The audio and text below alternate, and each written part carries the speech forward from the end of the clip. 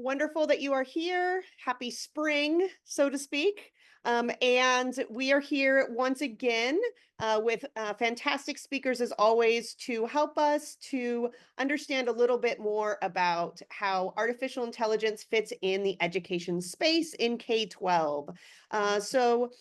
If you are joining us live, feel free to introduce yourself in the chat. We'd love to see who is here.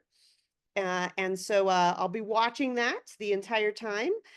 Feel free to join in the chat anything you're noticing or wondering as you are watching and listening as well. And here's a question for you to get started. How does AI support your creativity or thinking? Is there any way that AI helps with your creativity or helps you with some critical thinking? Any ideas? I know I feel that I'm not an amazing visual artist, though I do enjoy writing poetry and things like that. So the text to image generators are sometimes helpful for me. Kim says, found it to be a great thought partner. Excellent. All right. Very good. So many ways. Scott says, brainstorming ideas and writing parody songs. That is fun. I love that. Excellent ways to use it. Excellent.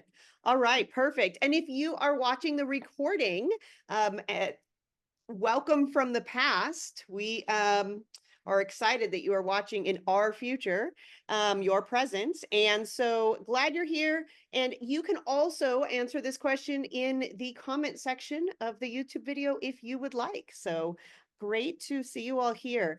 So this is all based off of our California Department of Education AI guidance. This is all of these webinars are kind of based on that as a foundation for some topics. So if you haven't already checked it out, I definitely encourage you to go to the website to check out the AI guidance. All of the recordings from our webinars are there. So if you missed some, there were some great ones in the past, please feel free to check those out. And don't worry, if you are listening in your car or something like that and you can't see the slides, all registrants are going to get an email with the recording as well as the slides so that you'll have these links. We also have a resource kit on our AI page. So it is downloadable and it has some visuals that may be helpful. So please feel free to check that out as well. All right, so my colleague, Dr. Christina Mattis, who is on the road, but with us listening here today, and I bring these to you, and we always have an essential question, so to speak, for the webinar. So today's is how can we use AI to encourage rather than discourage creativity and critical thinking? This is a concern that we hear often, and so we wanted to address it and see what we can find out about all of this. Wanted to give you I wanted to read a quote from the CDE AI guidance so that you're aware of what we feel is important in regards to AI. And so that says infusing AI skills and this is in the way there, computer science standards into K-12 education aligns curriculum with the needs of the modern world, fosters critical thinking and creativity, and prepares students to become active contributors to the AI revolution. So in this AI world, we believe that critical thinking and creativity is even more important than before, and we definitely want to foster that. Wanted to share as well that we have these fundamental skills for educators and students that we have, making sure that our students and educators understand safe use, the pros and cons of AI, social impacts, and demystify it as well. Love it. And Christina is on the road to AI creativity. So thank you for that. That is fantastic. I love it. All right, so without further ado, I would like to introduce our first speaker, Jessie Braun. Jessie is a teacher librarian from well, he's going to tell you a little bit more about himself in a moment, but I want to tell you where I first met Jesse. I first met Jesse at the CDE Teacher of the Year convening. And what I really was impressed by was Jesse said that he says, I tell my teachers not to use AI for anything they're not an expert in. And I loved that because we have to be critical of AI. And if we're not an expert in something, we might miss something. So I thought that was fantastic. And so I'm going to go ahead and stop sharing. Jesse, if you want to introduce yourself and share your screen and let us know your thoughts and your insights on this topic. Okay, well, hello, everybody. Let's see. Let's see if my slideshow works here. Is that working for everybody? Thumbs up, yes. Great, you can see it. Fantastic. Okay, I am a middle school teacher librarian in Beverly Hills, California, Beverly Hills Unified School District. And my students, as middle school students, were very early adopters of AI. And my teachers were initially extremely concerned about the technology. They saw it as a potential threat to what they were trying to achieve in their classrooms. And there was initially great tension on my campus when it came to this technology. And we needed to establish some benchmarks and some expectations and some guardrails for both the students and to a degree for the staff in their use of AI. The image that you have on your screen right now, I could spend half a day talking about this on its own, is obviously an example of the Studio Ghiblification that was being offered when they upgraded the OpenAI, DALL-E, and ChatGPT servers. And this was controversial because, generally speaking, people received this as an example of AI infringing on people's copyrighted works, taking their style, making things in their style. I was not using it that way in this experiment. This was an experiment I did with my students. And what we were doing was we were trying to establish what the AI knew about us without us telling the AI anything specific about us. This was 8 prompts into a series of prompts that my students came up with, in which they were trying to get the AI to draw a picture of me. Initially, ChatGPT said, I don't draw pictures of non-public figures. And it would respond in that fashion. Then, as they started to tease out more details, they managed to convince it to draw a picture of me. But what's interesting to me is the picture that it drew very clearly was taken from the picture on the right, which is a picture that is available publicly on the internet. But ChatGPT knew that I have one arm, which is not pictured in the picture. And ChatGPT, using other information that was available elsewhere on the internet, drew me accurately, which is to say, with one arm. And that was a big surprise to both my students and myself. So it was an experiment that we were doing. It was demonstrating creative ways to prompt the AI, and it was getting the students some insight into the fact that AIs don't always tell you initially what they know. As trained, systems, they're often instructed through the training process to not give the fullness of what they know. And my students took away from this that they should be more careful about the information that they share with the AI, because it goes in and does not necessarily immediately come out. It is being used to train the device, and it is potentially being retained on some level by the AI. So that was what this was being done in aid of. Now, the teachers on my campus initially saw the AI as an example of Shel Silverson's homework machine, which is to say, the most perfect contraption that was ever seen. You put in your homework, you drop in a dime, snap on the switch, and in 10 seconds time, your homework comes out quick and clean as can be. Here it is, 9 plus 4, and the answer is 3. 3? Oh me. I guess it's not as perfect as I thought it would be. And that was the encapsulation of where my teachers felt the AI was and how it was being used by my students. And so what we wanted to do was we wanted to set expectations for AI use that allowed the students some freedom to use the AI and experiment with it so that they could grow their knowledge base, they could grow their experience with it, they could develop some future skills because this is obviously a piece of technology that exists and will continue to exist, while doing it in a way that was safe and was in support of learning, which is what the teachers wanted.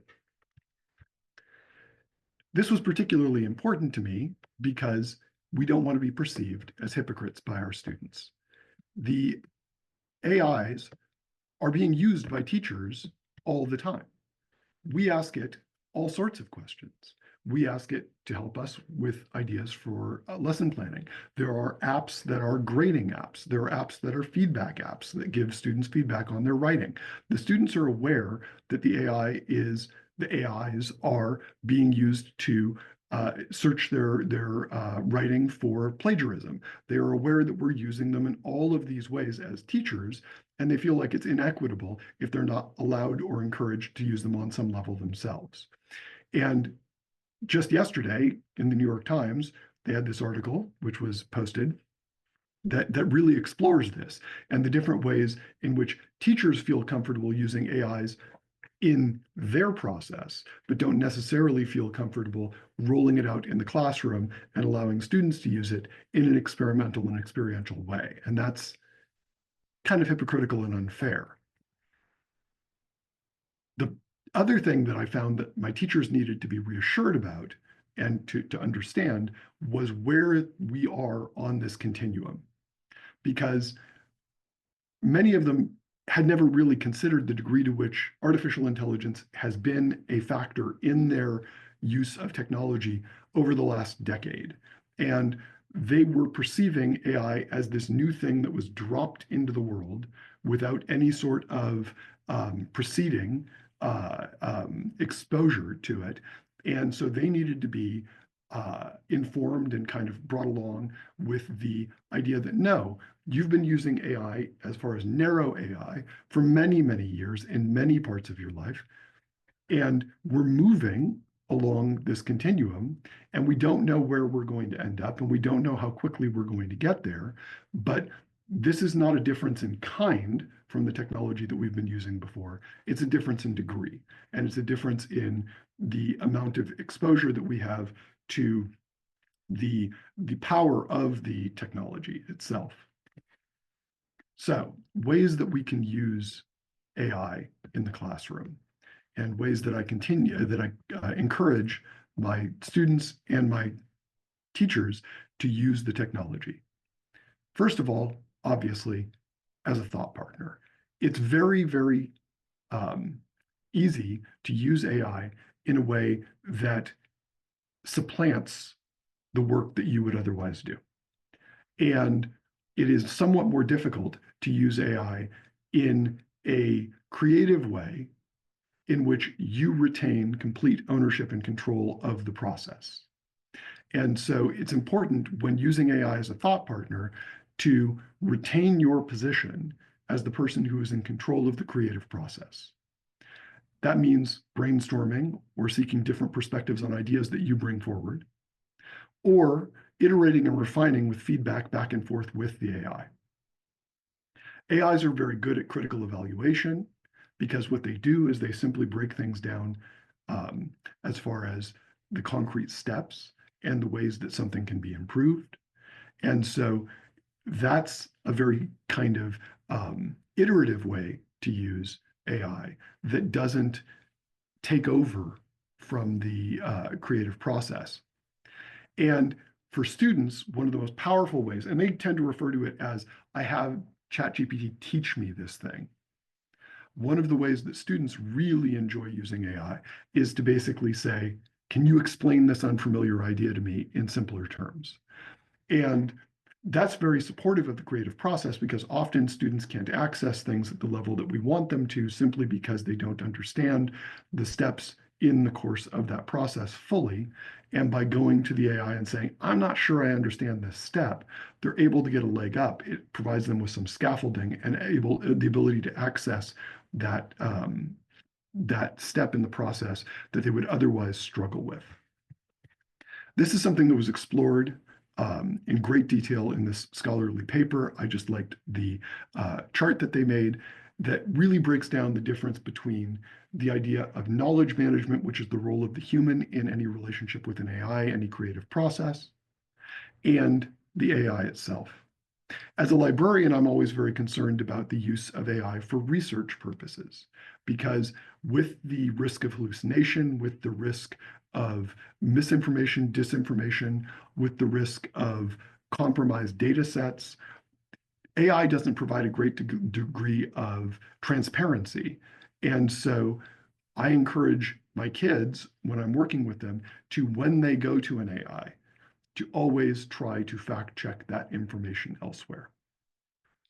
And for adults, what I tend to say is, don't ask an AI a question that you don't already know the answer to. If you don't know the answer to a question, the AI is not going to provide you with a better answer than a search engine will in most cases. It may rephrase the answer in some way that it makes it more accessible to you. And there are AIs, increasing numbers of them, that will provide you with links and citations, but you do need to follow those links and citations to fact check the information that the AI provides for you, which is your role as a knowledge manager in your relationship with artificial intelligence. The other way that AI can be used is more controversial, which is as a creative implement. And it's more controversial because the AIs have been trained on the things that we have created ourselves as humans.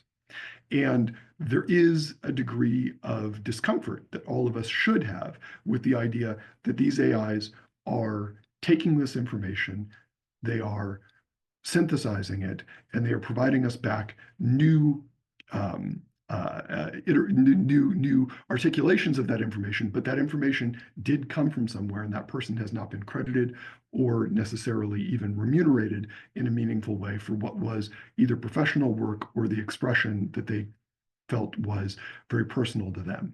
And so using AI as a creative implement, if you are comfortable with it, provides you with a number of different avenues. And you don't need to use AI this way, but you can. And so the way that you can use AI as a creative implement is to suggest new ideas to you that you then engage with the AI in iterating from. Image generation is huge because many of us are not great artists, and AI provides what outwardly appears to be extremely high-level, flawless artwork, and does it very quickly and impressively. Less controversial, we have design tools. Canva, Adobe are providing AI assistants that allow us to create much more beautiful websites or slides for presentations like this one. AI is big right now in logo design. It's a very quick process with AI. And then the one that I think is the most interesting to me, because it's an area that I have very little aptitude for, and AI is extraordinarily good at it, is coding assistance. And what's remarkable about getting coding assistance from AI is it often does things in a fashion that is extremely different than a human would approach the same problem. But you do get an outcome that is very polished and very professional. And so coding assistance is one of the ways that I personally rely heavily on AI when I'm asked to do a task that requires any coding at all, because it is not something that I am particularly competent at without that AI support. Okay. Oh, backwards. Okay. Part of the reason I think that my teachers were so uncomfortable initially with the use of AI is that they saw it as a different thing in kind than what had existed before it. And one of the ways that I found a way to talk to teachers about it was by talking about the fact that what AI is for many of us is it's a democratizing force for skills that people otherwise would have had to spend a tremendous amount of time, effort, and energy in acquiring. What you see here is not an AI generated image. It is an image that circulates on the web. In the middle, we have a tiny Noam Chomsky. To his left or right, we have Banjo the Riot Elephant, and it is during the Troubles in the 1970s in Belfast. This was created in a darkroom. It is an image that predates not just AI, but predates computers. And it is an image that was published initially in a satirical magazine. This image still circulates on the internet. It fools people every day. It came back up in Reddit recently. People could not find the original, and so they assumed it must be real. AI as a democratizing influence, though, means that we as non photo artists or our students can say, make the Pope in a Balenciaga coat, and the AI will give us the Pope in a Balenciaga coat. And it will do it in a matter of seconds, and it will do it at a level that is comparable to what would have taken hours and hours and hours, if not years of refinement of skills to be able to achieve previously. And so as a democratizing element, I don't see it as a particular vice to use AI. I just think that it is far more powerful than what came before it, and that we need to take precautions when we use it because and to provide guardrails for our students when we use it that are meaningful. A question that I get a lot as a librarian is, can you cite an AI? And the answer is yes. All of the major citation guides have come up with citation rules for AI. APA, I think, handled it very elegantly. They want you to treat it as if it is correspondence with a person. And if you are getting information from an AI, you simply treat it as if you are corresponding with another person and you cite it accordingly. MLA made it much more difficult. They have a whole set of rules that you have to account for that give you all of the different steps in the citation. It's very difficult in MLA format to cite, and often you have to, in order to cite effectively, you have to paraphrase what the AI has said and not quote it directly. So MLA is a more challenging one. It depends on which one your school district uses. My school district uses MLA, so it is a bear to teach students to cite from AIs. So my best practices that I use with my students and staff: never ask an AI to provide an answer that you don't already know or can't readily fact check. Never ask an AI to create a product that you can't effectively evaluate. Never use an AI as your project manager. You're responsible for the work that you generate with AI assistance. And then the major controversies that we talk about. AI has been trained on the unpaid paid work of countless human beings. You may be one of them. AI is massively resource intensive. Every query uses 16 ounces of water for evaporative cooling alone, and that's water they don't get back. It's not a closed loop. So it is energy intensive, it is water intensive, it is resource intensive. So you shouldn't just use it for play per se. And AI is exactly as biased as the information that is used in its training, and it can enable misinformation and disinformation to be created on an unprecedented scale. So those are the different kind of categories that I walk through with my students and with the teachers that I work with. And we try to honor them and talk about them and to provide guardrails for the kids so that they're not moving beyond those. Thank you very much for the time. Thank you, Jesse. And please, everyone, keep in mind if you have any questions or comments, feel free to utilize the chat. If you are with us live, so appreciate all of that great info. I think my Wi-Fi might have been a bit unstable there. Apologies. But thank you so much, Jesse. Appreciate all of that, especially meeting teachers where they are and addressing their concerns, because these are valid concerns. What is this? What is AI going to do to creativity, to critical thinking? I loved the way that you ask both educators and students to think about what does the AI know? What does the AI not know? That's an awesome way to frame it. So thank you for that. Um, so appreciative of you. I also, and like I said, everyone can, if anybody would like to ask any questions or make any comments in the chat, please feel free to do so. I would like to next introduce a friend of mine who I've known for, we were just talking, I don't know, maybe 9 years or so in the ed tech space.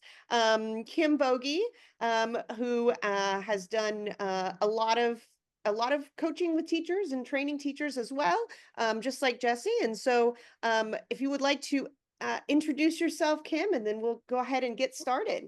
Wonderful. Thank you for having me. My name's Kim Bogie, and I am currently the computer literacy TOSA in Laguna Beach Unified for El Moro. So if you ever want the most beautiful campus to come visit, come see me at El Moro. We are right near Crystal Cove and down the street from the Shake Shack, the original Shake Shack. And I have had many fun things that I've done in my 31-year career as far as building up my skills and with technology and literacy for students. So I'm super happy to be here and wanted to talk to you about what I've done and how we've kind of harnessed AI in our district. So one of the things that we have talked about for years, if you've been an educator for a while, is this idea of soft skills, of communication, collaboration, critical thinking, and creativity, the 4 Cs, right? 21st century skills. And I like to refer to them more as the durable skills, because if you can't do those things, you're not going to get very far in life. And I also was just talking to I think with my boss, we were talking about the fact that everyone's calling it out on, like, technology literacy, AI literacy, and literacy is literacy. We are building these literacy skills across all areas for our own knowledge and for our students. And so I know that we have to call out specific things for sometimes for AI literacy, but it's just building up the reading, writing, thinking, and speaking skills for AI and whatever other area you need to be literate. So anyway, I digress. We'll go forward. So in my district, we have started using what's called unit design, and to redesign what we do for our students to include those durable skills very formally and in line with our district learner profile. And what kind of came out of this, and the reason I'm sharing this part of it as far as AI, is when we started seeing more and more AI tools, my boss created a separate little group that was working on kind of how are we going to use AI K-12 in our district. Laguna Beach is a small district. We have two elementary, one middle, and one high school. So, and we have a lot of unique opportunities with our students with some of the things that we have that are advantageous to try things out. And we have a very visionary boss that allows us to try those things out. And so we started using AI to assist us in our unit design. And if you go forward one more, you can learn more about our unit design. These 2 items are actually hyperlinked. So you can see our portrait of a graduate in our district is called a learner profile. And I think you're going to start seeing more districts have those if you don't already. But it's really a way for us to identify the very things that we want our students to end up with, the skills. And honestly, it's kind of like a district mission, vision, values, and goals statement. You could kind of twist it and make it however it works for your district. So I'm pretty sure every district would want constructive collaborators, empowered learners, et cetera, in our wave right there. And then in the outside ring, we want learning to be personalized, authentic, competency-based, and equitable and inclusive. And really, AI is that democratizing point where we can make that happen for kids. So our learner profile there is linked for you. And then we took it one step further with the idea of the durable skills. And this company, Durable Skills by America, I can't read what the little word is on there. Sorry, I can't remember the name of the company. They found all the skills in like the past couple of years that have been in job applications, and then they ranked them on what the important things are, and then we applied those to our learner profiles so that we were really honing in on the skills that kids need.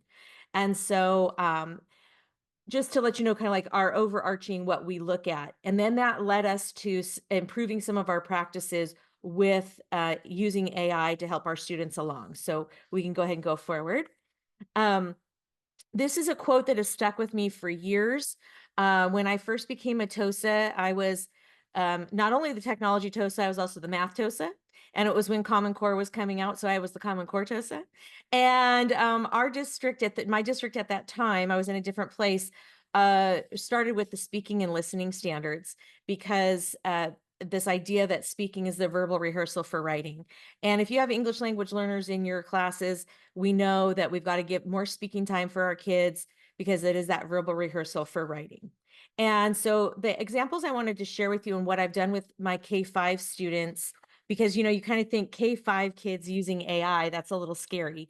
So we want to use it always, our powers for good. So one example, I work with a couple small groups of students in 2nd and 3rd grade, and we were working to improve our descriptive writing. And so I was taking them through the steps of adding adjectives and adverbs and prepositional phrases. And I wanted to see, did their words paint the picture that they wanted to? So I had them copy they typed their sentence, and then they copied it and they pasted it into the AI image generator in Padlet. And these were the images they got. And so I'll just read one of them to you. Beside the lush plants, the quiet jaguar was quickly lapping from the crystal clear river. And that's from a 2nd grader. And so we really were building up these skills through an activity I'm going to share with you in a moment. But then we put our writing in to see, did I get the picture that was in my mind's eye kind of thing. And so it was a great way for our kids to do the work authentically and then see what the AI could spit out and what image they liked. So if you go forward one, this came from an activity that is called 8 parts. If you've ever struggled with teaching grammar in an effective way, I've got the cure for you. 8 parts really works to get kids using all 8 parts of speech. We can break it down to 4 parts or 6 parts for my K2 friends. And then we can always go forward with having our kids expand their writing. So you take one image, like I gave them an image of a forest scene or a rainforest scene, and they pulled out nouns, verbs, adjectives, etc., and then they wrote their own sentences, and that's what we stuck into the Padlet. And so if you go forward one more, that is the graphic organizer that I used with them. And so we were really focusing for these learners on expanding their writing. So I really wanted them to be using a lot of adjectives. And it's so funny because I don't know if you've ever worked with a small group of 2nd graders, everything is weird and everything is crazy. So we had to really start talking about specific adjectives to describe something in the picture, and you're not using weird and crazy. So we started developing a long list of what you're not doing. But it really, they enjoyed that activity, and I just met with them today, and they actually even were talking about it from the 2 weeks before because it was before our spring break. So it was really fun. So that's one tool. The next tool, I think this is a fantastic tool. It's called Snorkel. It's Snorkel without the E. And the reason I like this is kids get to that verbal rehearsal before writing or as they're constructing their response. And then it gives them feedback within a minute of how they did and on a 4-point scale on a rubric. And you can personalize the rubric, or it has the general standards and what you're looking for. And this particular example I was doing with 3rd graders. And one of the little girls, I don't have her response up here because the reason I don't is because she redid her response and improved her score, which was exactly what we want the kids to do. So they get something like a 1 or a 2 in their score, and they can read, or they can click the little speaker to hear their feedback, and then they can go back. And I heard her say, "Oh, that's what it wants me to do."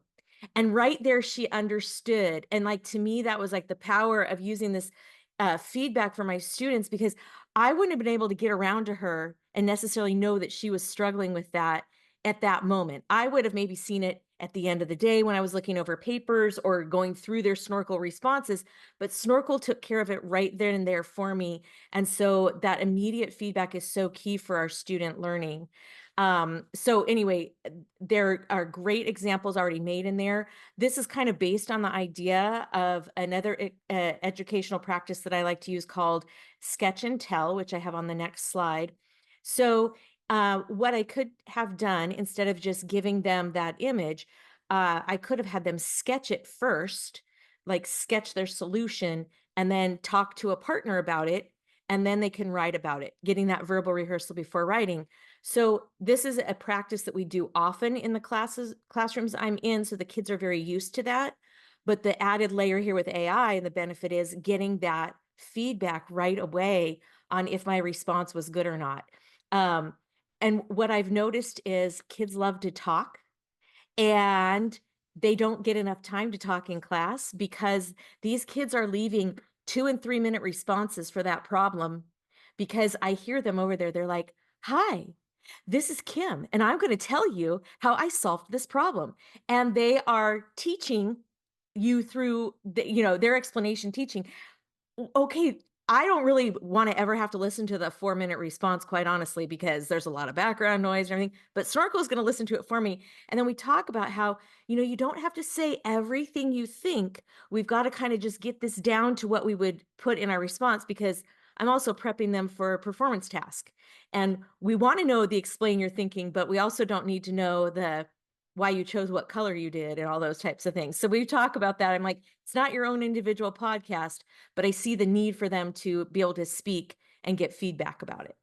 So that's sketch and tell within Snorkel, and there's just a little graphic organizer if you need that. And then another one that I've just started using is called Short Answer. And so in this one, for example, we could give the students emojis. I put the explanation video in here for you, but we're not going to watch it right now. We could give students emojis because emojis are fun to use for writing.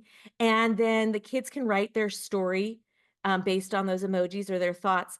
And then it pairs them up against each other, and they are looking for certain things that you tell them that you're looking for. You put into short answer, we're looking for complete sentences. Does every sentence start with a capital, end with a period, or is it creative or whatnot? And then it kind of pairs them against each other, gamifies it, and they vote. And eventually we get like the winner. And we talk about why it's the winner. And what's really nice is the teacher insights for me. I can see who is, like, if this one was supposed to be on descriptive words, I could have it kind of filter for that and give me the information about the kids who used um, a lot of descriptive words and such. So it's been a really fun, motivating tool. And kids are typing and writing on demand, which is also another skill that we need to teach, have them do. They are writing for a purpose. I think that is more than just writing for my teacher, because they want theirs to be chosen. So they will often work a little harder for that. And so that's been really fun for me to see the excitement, and like they cheer to write. And that doesn't happen all the time, that you get kids cheering to write. So those are three tools that I use to help ensure that we've still got creativity and critical thinking going on. I referenced random emojis. So if we go forward a slide, this is how I do my random emojis in class. I don't just give them 5 emojis and say, write a story. I give them 1 emoji, and then they have to type a sentence. And then I give them the next emoji, and they have to link those ideas. So we're getting the critical thinking with writing, and the fact that writing pursues an idea rather than the sandwich or the hamburger paragraph that doesn't always quite work. So super, super fun way to bring in critical thinking into the writing and creativity, and then bring in that AI support for the feedback. And then the last thing I wanted to talk about is something that one of my bosses has developed. Mike Morrison has developed an app called AI Trust You. And this goes back to that initial idea I talked to you about with our unit redesign. This one doesn't impact me as much in the elementary school, but I'm so honored that we listen to our students in our district and really feel there is this trust. students didn't want to admit that they used AI because they thought they were cheating. And teachers are trying to come up with ways to have students not use AI so they're not cheating and all those things that we know, all those controversies and such. So AI Trust You is a Google extension that's free in your Google extension or apps, whatever they're called now. And students, it's basically filling in a Google form, and students get to say, I used AI to help me with this when it comes to content creation. I used AI research this way. I used it to generate this for me, or I used it as a thought partner. So they get to identify how they used AI to support their learning. So we're flipping the script by fostering open dialogue with our students to create a common language and encourage integrity around AI use is the big idea from there. And I believe a paper just came out about it that Mike shared with me. And it's we've been sharing it a lot because it's really helpful, and a lot of districts want to find a way to embrace it. AI is not going anywhere, so we've got to find a way to live with it. And I thought this might be an additional tool. This is not to the topic of creativity and critical thinking, but this is a way for kids to cite how they used it. And so I think that's all I have for this. So Awesome. thank Thanks, you. Kim. And I think that it is critical thinking, because when you are having to have that metacognition, I see Jesse nodding, when you have that metacognition as a student of saying, I used AI and this is how I used it for my learning or to share what I learned. I think that's a fantastic way to really think critically. And I love that both Kim, you and Jesse talked about integrating AI into what we're already doing for learning, right? This is not something where we're teaching a brand new thing. We're actually finding ways to integrate it into what's already happening. So that's fantastic. So appreciate having both like the lower elementary as well as the middle school ideas here as well. That's fantastic. If there are any questions anyone has for our speakers, for Kim or Jesse, we can certainly have some time for that if anybody has any questions. I know there were requests for the slides, and I want everyone to know that you will get a link to the slides. All registrants will receive a link to the slides as well as the recording.